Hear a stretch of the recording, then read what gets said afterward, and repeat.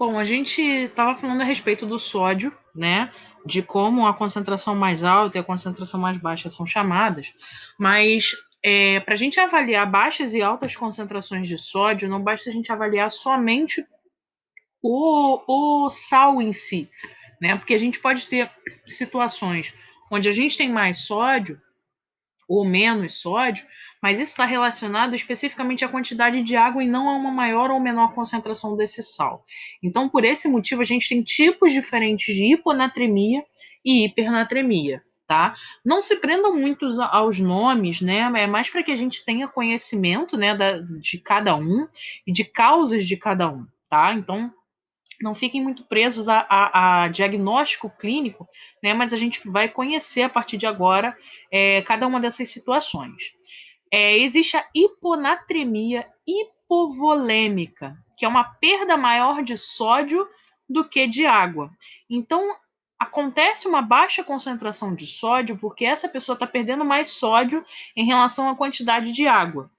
Então, isso pode ser causado por nefropatias, né, problemas que vão acometer ali os néfrons que estão presentes nos rins, né, perdedoras de sal, uso descontrolado de diuréticos, então esses diuréticos vão promover essa perda de sais, né, pelo organismo, deficiência dos mineralocorticoides, que a gente já comentou lá na disciplina de introdução à bioquímica, quando falamos dos lipídios, tá? Perdas digestivas por vômitos ou por diarreia, então, uma perda de minerais pelos locais onde a gente não deveria estar perdendo, né? Mas acontecem em casos de algumas infecções e outros problemas. E sequestro de líquido, né? Então, são situações onde vão acontecer o que a gente chama de retenção de líquido, provocando edemas que podem ser causadas por queimaduras, por traumas ou até mesmo por pancreatite. Então, a hiponatremia hipovolêmica é isso, quando a gente perde mais sódio do que a água. Então, a água fica retida e o sal vai embora. Hiponatremia euvolêmica é um excesso de água não eliminado pelo rim, né? Então, a concentração de sais ela está diluída ali. Não é que você tenha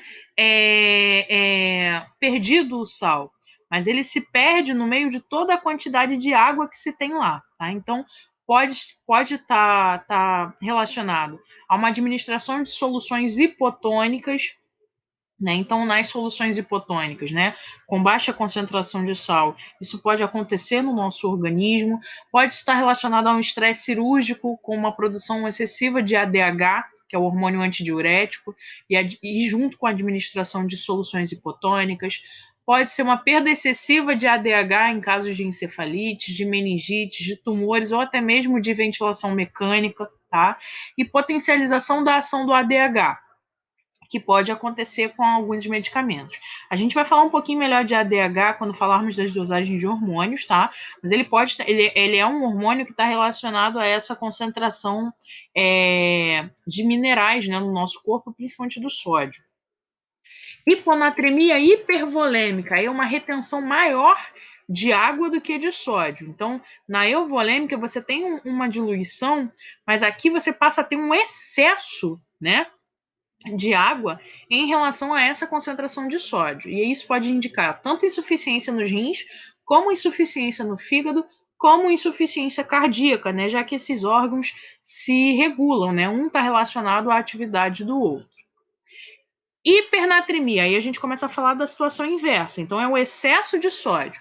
Hipernatremia hipovolêmica, é uma perda maior de água do que de sódio. Então, não é que esteja entrando sódio demais no organismo, mas sim que está perdendo água demais e aí a concentração de sódio fica maior.